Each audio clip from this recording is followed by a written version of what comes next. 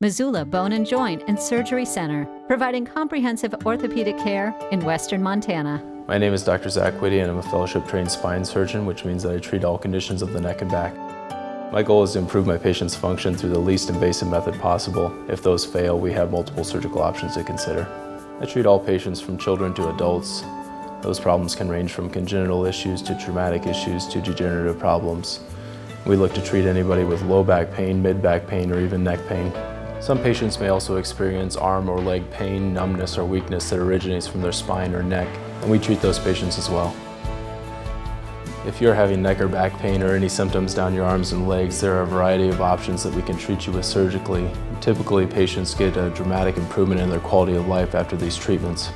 If you're having any of these problems, I'd like to work with you and help improve your quality of life.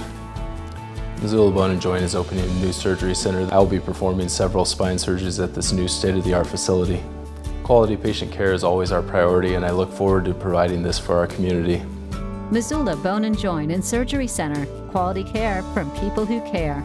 To schedule your appointment, call 406-721-4436 or visit MissoulaBoneandJoint.com for more information.